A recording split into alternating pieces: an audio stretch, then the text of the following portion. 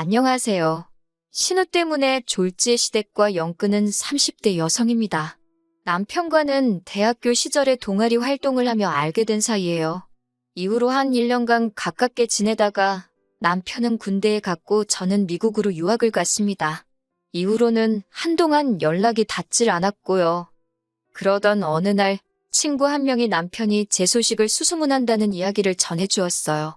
저만 괜찮으면 제 연락처를 알려줘도 되겠냐 묻길래 그러라 했습니다. 저도 종종 남편 생각이 났었거든요. 그렇게 연락이 닿은 남편은 어느새 어엿한 직장인이 되어 있었습니다.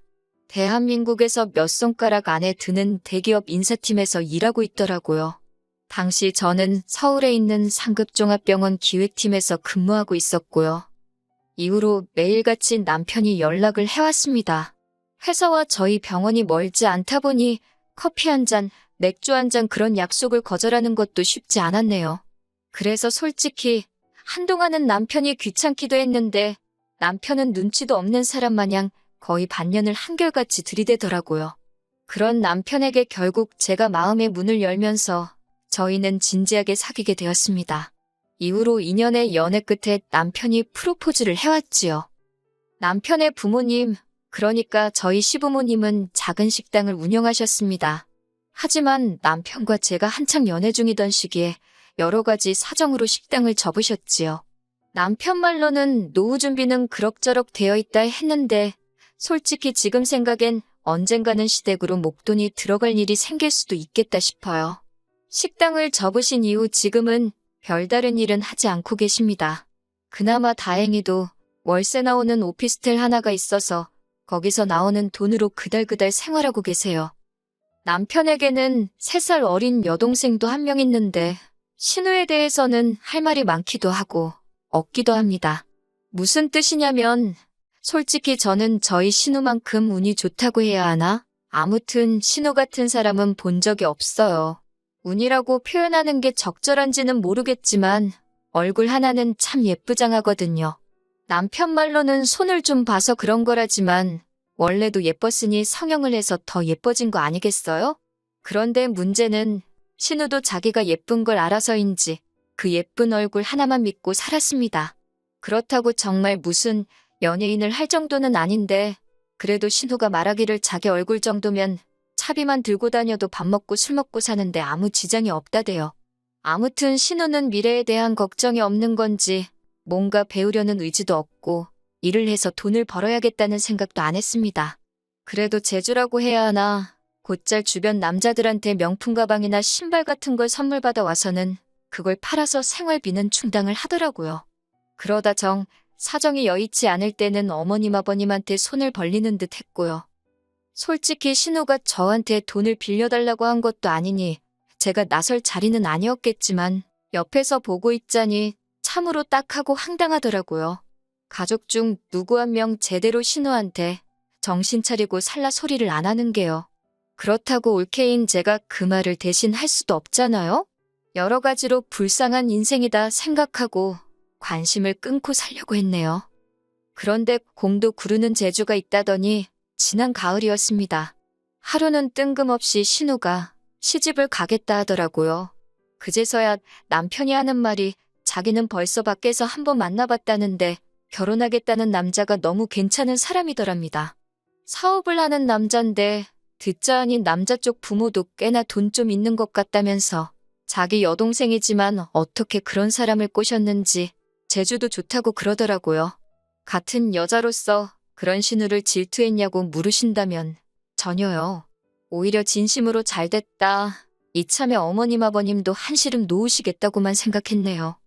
하지만 얼마 지나지 않아서 신우가 남자에게 거짓말을 하고 있다는 사실을 알게 되었습니다. 하루는 신우가 술에 떡이 되게 취해서 저희 집에 찾아왔어요. 그리고는 한다는 말이 너무 힘들다며 엉엉 울더라고요. 철딱선이 없는 아가씨인 건 알았지만 갑자기 이렇게 찾아와서 주정을 부릴 정도면 어지간히 속상한 일이 있었는가 보다 싶어서 일단 남편이랑 같이 신우 이야기를 들어주었어요. 그런데 듣다 보니 가관이더라고요. 남자랑 처음 만나게 된 게 술자리인데 남자가 자기한테 관심을 많이 보이더래요. 그래서 잘 보이고 싶은 마음에 어디 여대를 나와서 지금 병원에서 근무한다고 그랬답니다. 알고 보니 대충 제가 했던 대학 이야기나 직장생활 이야기에 자기 멋대로 살을 붙여서 거짓말을 했더라고요. 그런데 며칠 전 남자 부모를 만나고 왔는데 그 부모도 대학이나 직장을 또 물어보더랍니다. 부모님은 뭐 하시는지, 돈은 얼마나 모아뒀는지 그런 것도요. 자기 거짓말이 눈덩이처럼 불어났다며 힘들어 죽겠다 하는데 달리 해줄 말도 없고 그저 신우가 딱하고 큰일 났다 싶었지요. 신우 이야기를 하다 보니 다시 기억 하나가 떠오르는데 사실 저도 남편과 결혼할 때 양가 부모님의 축하만 받은 건 아니었어요. 저희 친정부모님께선 사위감인 제 남편은 너무 마음에 드는데 사돈 될 사람들이 영 별로라며 아들 하나 대기업 다닌다고 목에 힘주는 꼴이 기가 차신다고요. 저희 부모님 입장에서 그런 말이 나올 만도 했던 게 어떻게든 조금이라도 더 도와주고 싶어 하셨던 친정부모님과 달리 시부모님께서는 지들 둘이 좋아서 하는 결혼에 부모가 뭐 도와줄 게 있냐며 둘이 알아서 하라고 하셨거든요. 그러면서도 받을 건 받아야겠다며 저한테 말도 안 되는 예단을 요구하셨고요. 당연히 저희 친정에선 난리가 났고 급기야 남편을 불러다 이 결혼은 허락 못한다 하셨습니다. 저도 친정부모님이 반대하는 결혼은 할 생각이 없었기에 남편에게 헤어지자 했었고요. 그러자 남편이 그 길로 저를 데리고 어머님 아버님을 찾아가 아들 팔아 장사하냐고 덤비더라고요. 저 없으면 자기도 살 이유가 없다면서 결국 어머님 아버님이 저와 저희 부모님한테 미안하다 하시면서 상황은 일단락되었습니다.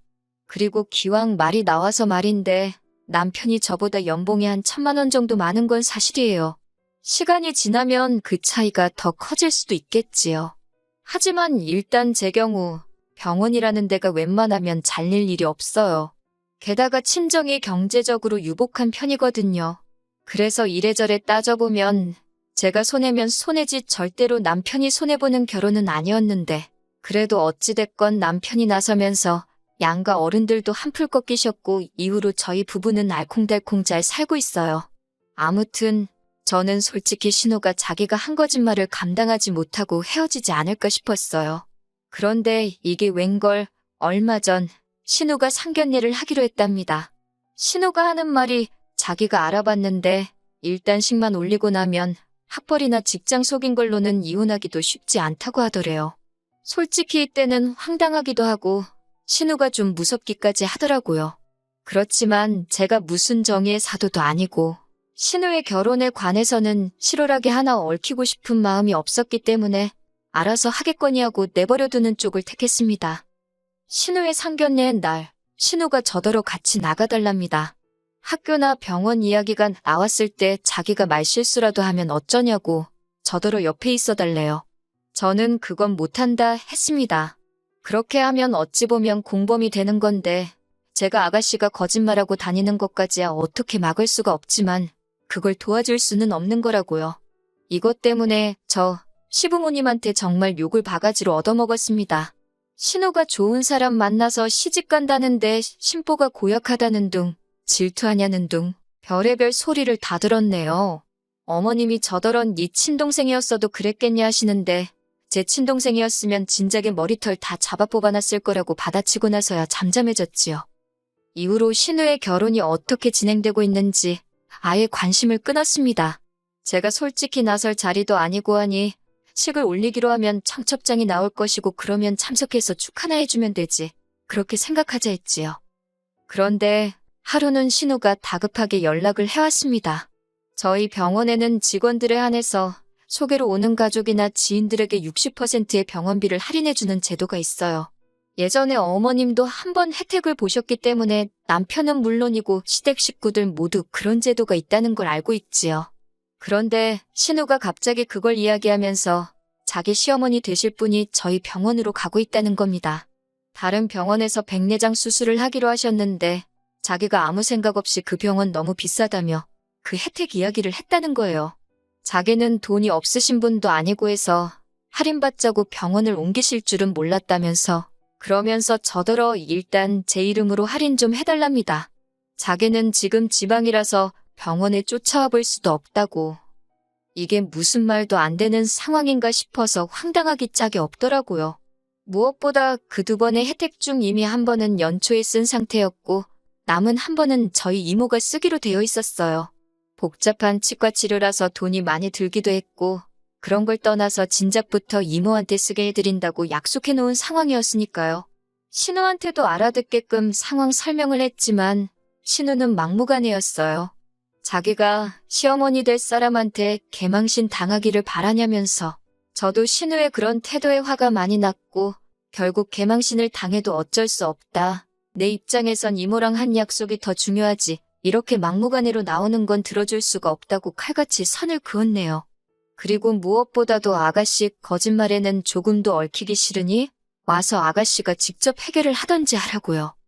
그리고 결론부터 말씀드리자면 그 남자 쪽 어머니란 분 보통이 아니시더라고요. 이미 상황 파악을 다 했다며 신우를 통해 알려오길 병원에 백내장 수술하러 온다는 것도 핑계에 불과했고 사실은 신우가 진짜 병원에서 일을 하는지 확인하러 온 거였다대요. 그뿐만 아니라 신우가 나왔다고 한 대학교에 가서 졸업생 이름에 신우가 있는지도 확인하고 왔다고요. 여기까지 듣는데 저는 솔직히 소름이 다 끼치던걸요. 시어머니 될 사람이 내 뒷조사를 하고 다녔다니 상상만으로도 끔찍하잖아요. 하지만 신우는 그쪽에다 대고 왜 내 뒷조사를 하고 다녔냐고 제대로 따져보지도 못한 모양이었습니다. 그도 그럴 것이 신우가 벌려놓은 거짓말이 너무 많았으니까요. 솔직히 저는 오히려 그쪽에서 신우 머리채 안 잡은 게 용하다 싶대요. 이 일로 저는 또다시 시부모님한테 정말 욕을 있는 대로 들었습니다. 애시당초 신우가 거짓말을 했다는 사실은 아랑곳하지 않으시고 이 모든 게 마치 제가 신우한테 질투를 해서 협조를 안 해줘서 신우가 파혼당했다는 식으로 말이지요. 그러자 남편이 또 한 번 나서서는 어머님더러 부끄러운 줄 아시라고 소리를 지르대요. 딸이냐고 하나 있는 거 단속도 안 하고 지멋대로 살게 내버려 두실 때는 언제고 이제 와서 시집 못 가는 걸 누구 탓을 하냐고 말이에요. 그러면서 남편이 이제 자기도 전부 다 포기라고 악을 썼습니다. 어머님 아버님한테도 실망이고 신우도 동생만 아니면 욕을 퍼부어 주고 싶다며 다들 정신 차릴 때까지 연락하지 말라고요. 저는 솔직히 남편이 제가 하고 싶은 말을 다 해줘서 고맙기도 했고 끼어들기 싫어서 그냥 가만히 듣고만 있었습니다. 그러자 얼마 뒤 그렇게 저를 못 잡아먹어 안달이실 땐 언제고 어머님이 한번 만나자며 연락을 해오셨어요.